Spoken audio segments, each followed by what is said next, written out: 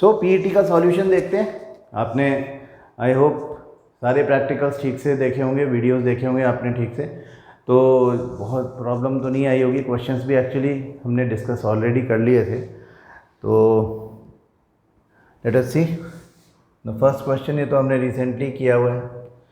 Select from the following the best setup for tracing the path of a रे of light through a rectangular glass slab. Rectangular glass slab वाला जो question है उसमें basically हमें ये ध्यान रखना है कि रिफ्रैक्शन किस तरह से होता है, कि अगर ये है तो टुवर्ड्स द नॉर्मल बेंडिंग होगी, हाँ, टुवर्ड्स द नॉर्मल बेंडिंग होगी, टुवर्ड्स द नॉर्मल बेंडिंग होगी, टुवर्ड्स द नॉर्मल बेंड। अब ये तो सीधा निकल जाएगा।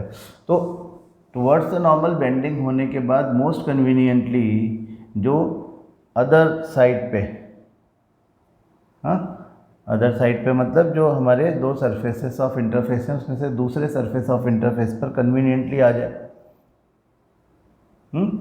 वही हमारा करेक्ट आंसर है। तो प्रैक्टिकली एंगल ऑफ इंसिडेंस ये 30 से 60 डिग्री के बीच में होना चाहिए, है ना। यहाँ पे हमको लगभग 45 डिग्री का दिख रहा है, ये थोड़ा ज़्यादा बड़ा है, इसकी वजह से हमें यहाँ पर उसको बाहर निकालना इनकन्वीनियंट रह जाएगा ना। ये ज़्यादा छोटा लग रहा है, ठीक है ना। तो हमारे लिए ये सबसे ज़्यादा अप्रोप्रिएट आंसर दिखता है। तो फर्स्ट मतलब A should be the answer here. The colour of zinc sulphate solution is white, green, yellow, colourless. देखो जिंक सल्फेट का सॉल्यूशन पूछा है, वो कलरलेस होता है ना। आपको हमेशा क्वेश्चन की लैंग्वेज का ध्यान रखना है कि कहीं ऐसा तो नहीं है कि सॉल्ट का कलर पूछ लिया है। कभी कभी क्या होता है कि सॉल्ट, कभी कभी क्या, हमेशा ही जो सॉल्ट्स हैं, वाटर सॉल्युबल सॉल्ट्स, अगर वो वाइट होते हैं तो उनके सॉल्यूशंस कलरलेस होते हैं, है ना। जो ब्लू या ग्रीन कलर के सॉल्ट्स हैं उनके तो सॉल्यूशन भी ब्लू या ग्रीन दिखते हैं, लेकिन जो वाइट होते हैं उनका कोई कलर नहीं होता, तो वाइट कलर नहीं बोल सकते हम, तो colourless is the answer. The end product of anaerobic respiration is ethanol plus energy, ethanol plus carbon dioxide, ethanol carbon dioxide energy. C is the correct answer, है ना। हालांकि इसमें एनर्जी बहुत कम मिलती है। अनएरोबिक रेस्पिरेशन, इसको हम फर्मेंटेशन बोलते हैं।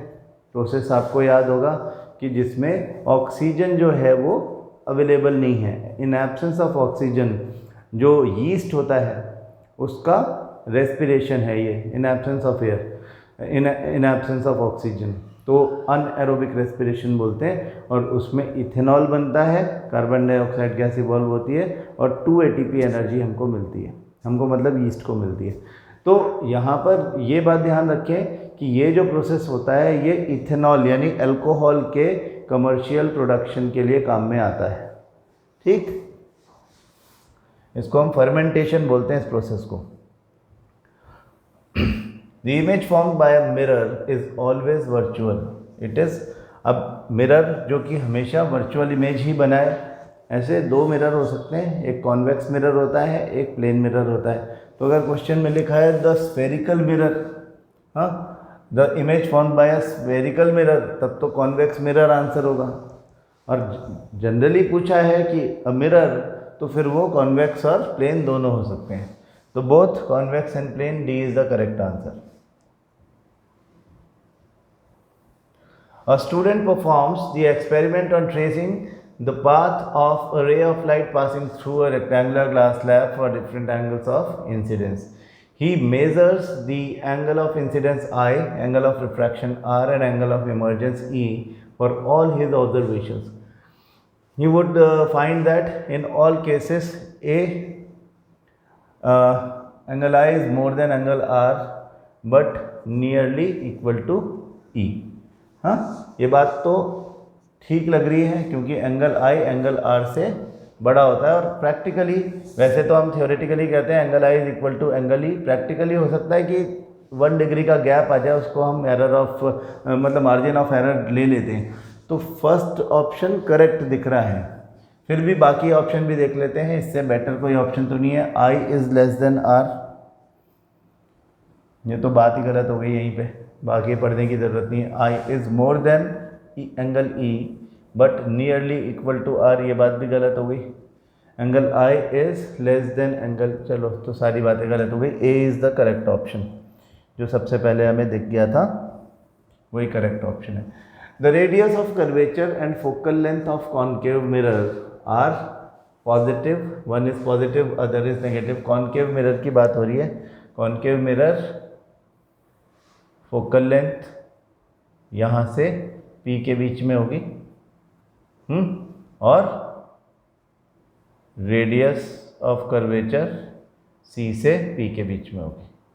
Towards the left hand side है तो नेगेटिव होंगी दोनों ही, वही पूछ रहा है। Radius of curvature and focal length of a concave mirror are, answer होना चाहिए नेगेटिव। क्लियर? आगे देखो। You are given two test tubes A and B with solutions zinc sulfate and aluminium sulfate. Both are colorless. To identify the solutions, add zinc in test tube A and B. अगर aluminium sulphate और zinc sulphate के solution से भरी हुई test tube में zinc डाल दोगे तो कुछ होगा क्या? ना तो वो जिंक को रिप्लेस नहीं कर सकता और ना ही वो एल्यूमिनियम को रिप्लेस कर सकता, क्योंकि aluminium is more reactive as compare to zinc. तो जिंक को डालने का कोई मतलब नहीं है। You will not observe anything. Add aluminium in test tube A and B. अगर आप एल्यूमिनियम को टेस्ट ट्यूब ए और बी में डालोगे तब आपको ज़रूर जिंक सल्फेट वाले सॉल्यूशन में रिएक्शन पता चलेंगे, हाँ, जबकि एल्यूमिनियम वाले में कुछ भी नहीं होगा। First add zinc then aluminium, zinc add करने का कोई मतलब नहीं है। All the above are correct, वो बात भी गलत है। तो आपका B is the correct answer. Question number 8, the correct path of the ray of light passing from air to kerosene oil and from kerosene oil to water is. अब देखो क्या हो रहा है इसमें, बेस्ट ऑप्शन कहाँ दिख रहा है हमको?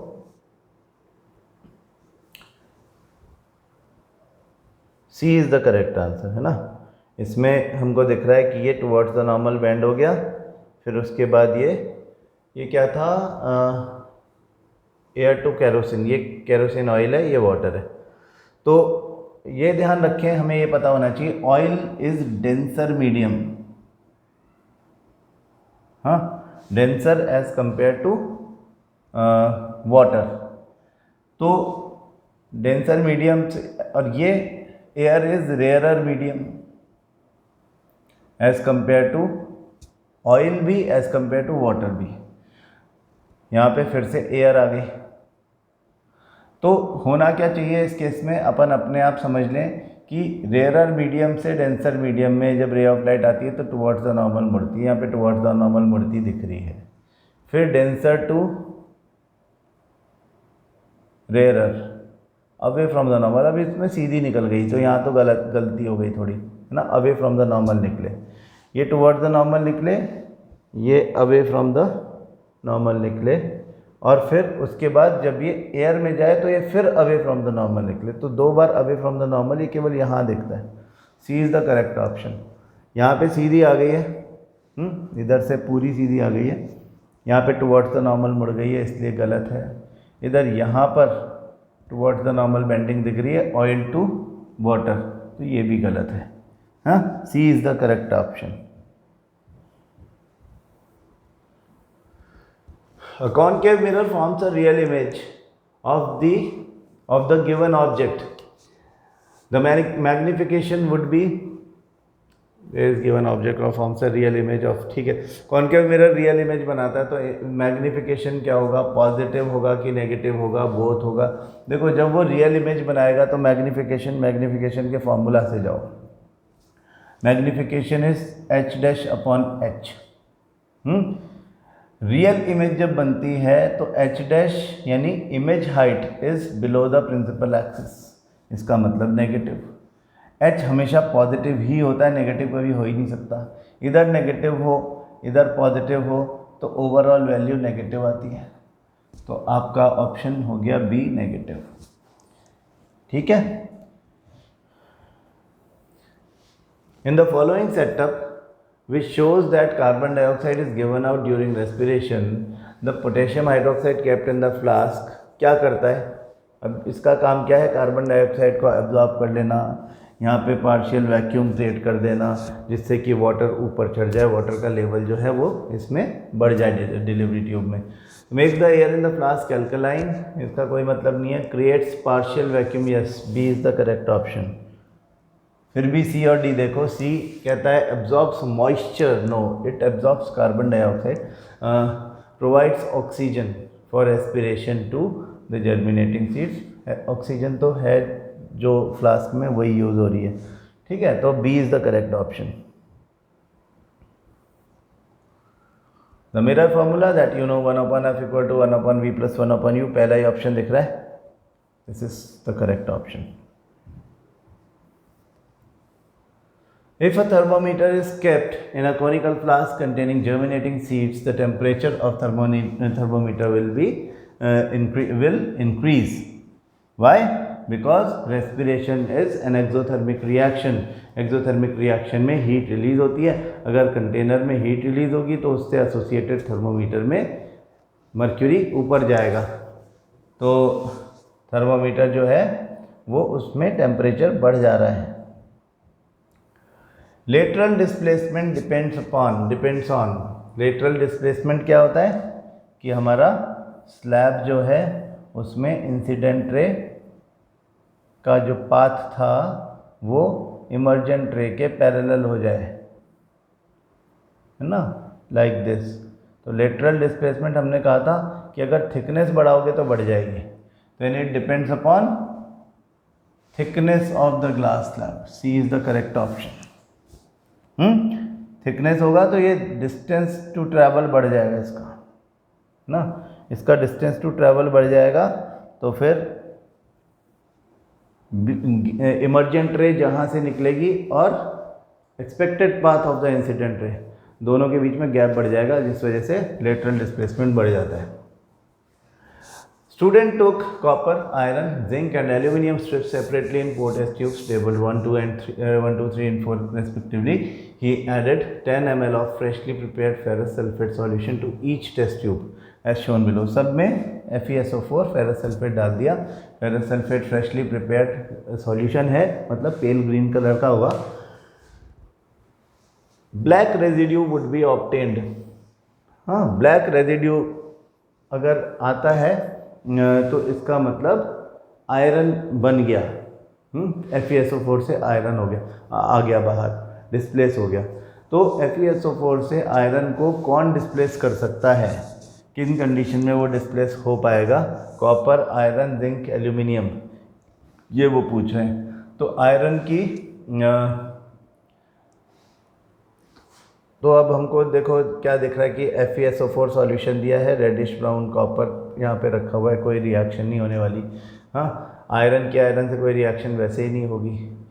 अब जिंक जो है वो सिल्वरी ग्रे कलर का जिंक दिखाया है, उसका FeSO4 के साथ में रिएक्शन होगा क्योंकि जिंक इज़ मोर रिएक्टिव और आयरन इसके ऊपर डिपॉजिट हो जाएगा, जिंक सल्फेट आ जाएगा. इसी तरह से एल्यूमिनियम, इसमें लिखा हुआ है सिल्वरी वाइट एल्यूमिनियम, एल्यूमिनियम का भी इसके साथ में रिएक्शन हो जाएगा. तो अगर आप यहाँ पे थर्ड या फोर्थ, यहाँ पे हमको ऑप्शन दे रखे हैं 1 and 2, 1 and 3, 2 and 3, 3 and 4, तो 3 and 4 ये दोनों करेक्ट ऑप्शन है ना. जिंक और एल्यूमिनियम दोनों आयरन से ज़्यादा रिएक्टिव है, तो डिस्प्लेस कर देंगे फ्रॉम आयरन सॉल्ट, आयरन को हटा देगी. Seeds that are taken in flask during respiration experiment must be just wet, boiled, dry and germinating. Germinating is the correct option. Germinating seeds क्यों लेते हैं, हमने आपको बताया था कि germinating seeds में मेटाबॉलिक एक्टिविटीज़ बहुत ज़्यादा होती है, तो बहुत एनर्जी की ज़रूरत पड़ती है. इस वजह से we can expect a higher rate of respiration. तो हमें रिजल्ट कंपैरेटिवली जल्दी मिलता है, जल्दी से पता चल जाता है हमको कि लेवल बढ़ रहा है. अच्छा,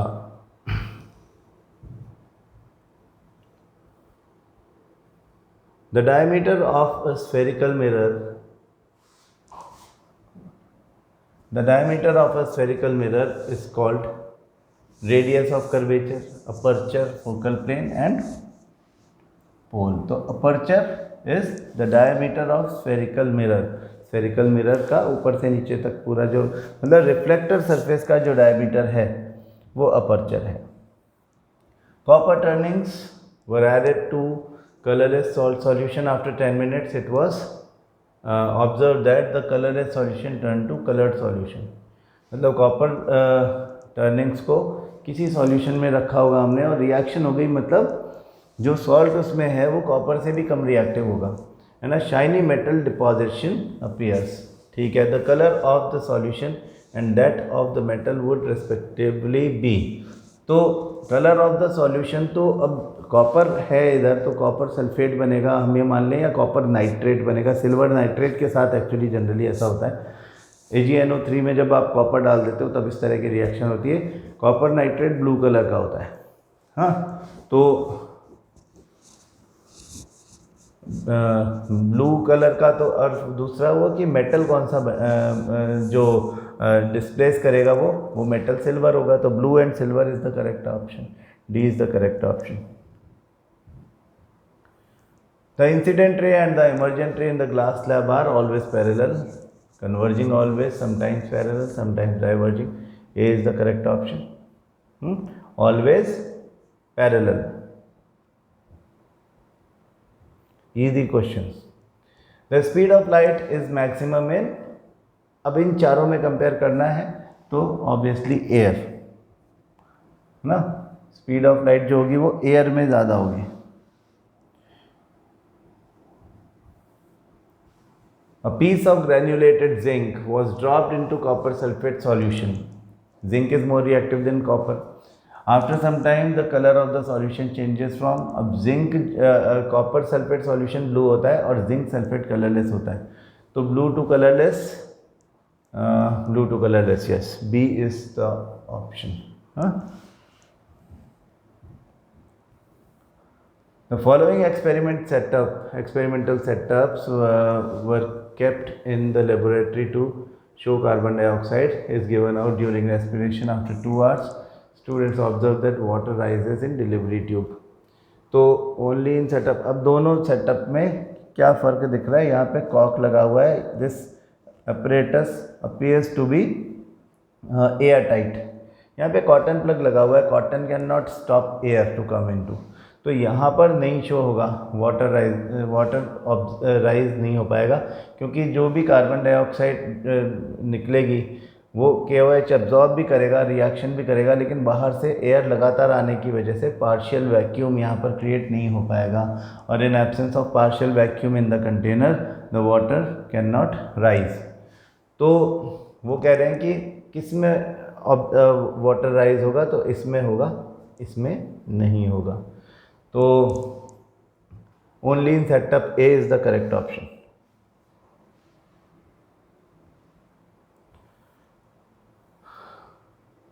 In an experiment on tracing the path of a ray of light passing through a rectangular glass slab, the correct setting of the protractor D for measuring the angle of incidence and the angle of emergent।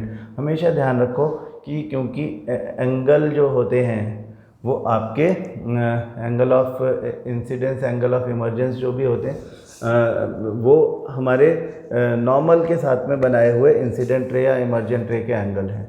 तो normal के साथ बनाने हैं तो protractor इस तरह से रखा होना चाहिए कि वो नॉर्मल को कवर करे, मतलब नॉर्मल उसका बेस होना चाहिए। तो नॉर्मल बेस इन दोनों में नहीं है, इन दोनों में है, तो K and M, A is the answer. हाँ, K and M ये दोनों सेटअप ठीक हैं। For a plane mirror radius of curvature R, क्या होता है radius of curvature plane mirror में? इन्फिनिटी। जिस तरह से हम कहते हैं कि प्लेन मिरर में जो, क्योंकि प्लेन मिरर जो है वो फ्लैट है, हाँ, तो हम जिस तरह से कहते हैं कि उसका जो फोकल लेंथ है वो इन्फिनिटी है, उसी तरह से बोलते हैं कि रेडियस ऑफ कर्वेचर भी इनफाइनाइट है। Ray of light enters air from water and experiences refraction. Angle I is equal to, अब देखो light enters air from water, यानी denser medium to rarer medium जा रही है। Denser medium to rarer medium का diagram आप कैसे बनाते हो? ऐसा, यानी एंगल ऑफ इंसिडेंस आप इसे कहेंगे, इसे एंगल ऑफ रिफ्रैक्शन कहेंगे। तो angle R is greater than angle I, हाँ, या angle I is smaller than angle R. तो angle I is smaller than angle R, B is the correct option. यहाँ दोनों को बराबर बताया है, यहाँ पे एंगल आई ही ग्रेटर बताया गया है, तो B is the correct option. The following experiment was set up to show that gas is given out during respiration, but there was no rise in the level of water. हाँ, this was because अब इसमें water rise नहीं हुआ, तो आप diagram देखें को पता चल जाएगा, यहाँ पर वो तो है ही नहीं, KOH। हाँ, in absence of KOH, partial vacuum inside the conical flask could not be created. तो क्यों नहीं हुआ? A, germinating seeds have not been kept under water in the flask. Under water हम रखते भी नहीं है। Water is kept in the beaker instead of lime water, lime water नहीं रखना है इसमें। The cork on the flask is made of rubber, rubber cork से कोई फर्क नहीं। No substance is kept in the flask to absorb the gas, yes, D is the correct option. KOH रखना था, पोटेशियम हाइड्रोक्साइड, लेकिन नहीं रखा, that is why ऐसा हो गया।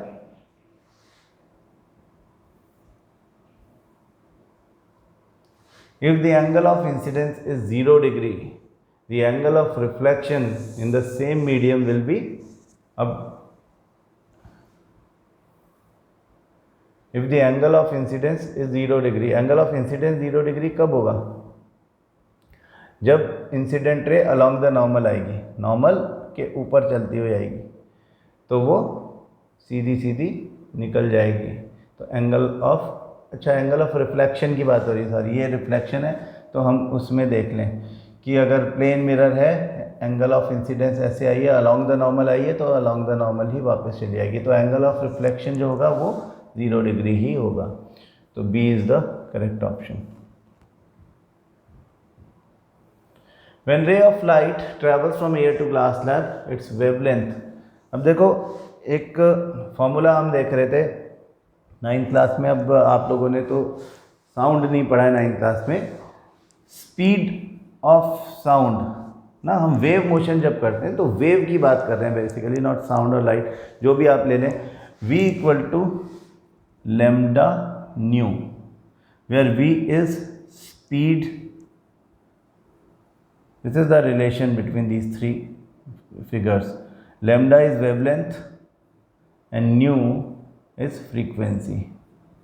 हाँ, तो फॉर अ गिवन फ्रीक्वेंसी ये कह रहे हैं कि when ray of light travels from air to glass slab its wavelength, wavelength की बात हो रही है, मतलब हमें पता है कि वेवलेंथ अलग अलग होती है सारे कलर्स की। तो कोई मोनोक्रोमैटिक लाइट आ रही है, हम ये मान लेते हैं, जिसकी वेवलेंथ जो होगी वो speed equal to wavelength into nu is frequency. तो light of a given frequency, उसकी वेवलेंथ जो है वो स्पीड पर डिपेंड करेगी। तो when ray of light travels from air to glass slab, उसकी स्पीड कम होती है, स्पीड कम होगी तो वेवलेंथ भी कम हो जाएगी, तो decreases, C is the correct option. An object is placed at C, that is center of curvature of a concave mirror. The distance between the pole of the mirror and the image formed, image भी C पे बनेगी। हाँ, जब object C पे रखते हैं image भी C पे बनती है, सेम साइज इमेज बनती है। तो बिटवीन F एंड 2F, यहाँ पे F2F लिखा हुआ है, 2F को आप C समझ लो, equal to F equal to 2F greater than 2F ना। बेसिकली वो कह रहा है distance 2 into focal length, that is radius. तो ये C is the correct option.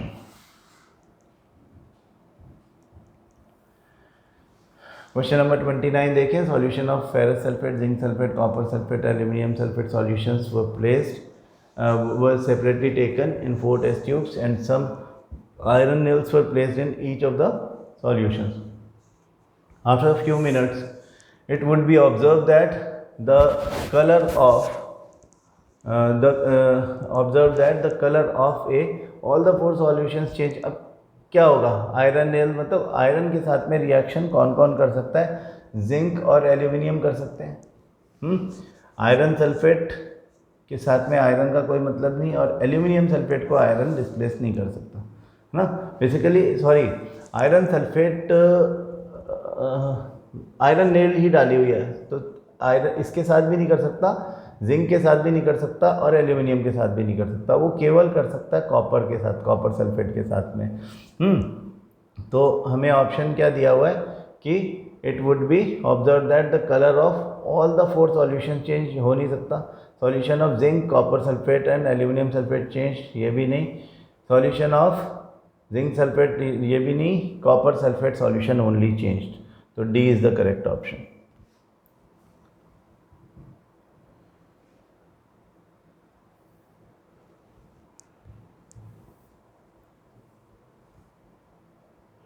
अब ये लास्ट क्वेश्चन है, रेस्पिरेशन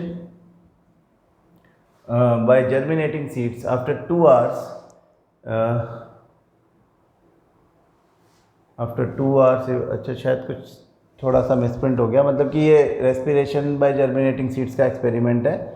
क्या ऑब्जर्व करेंगे, KOH turning milky, water level rising in the bend tube of the beaker, yes obviously water level decreasing in the bend tube, and the water turning turbid in the beaker। तो B is the correct option ना। जो observation है हमारा final, जो decisive observation है वो यही है कि इसका लेवल राइज हो जाता है। कल की क्लास में हमने जो एक्सपेरिमेंट 7 किया था उसके क्वेश्चन एंड आंसर करेंगे, है ना। उसके बाद हमारा प्रैक्टिकल वाला काम खत्म हो जाएगा टर्म 1 के लिए, ठीक है। फिर उसके बाद हम अपना फर्दर रिवीजन शुरू करेंगे, ठीक है। Thank you.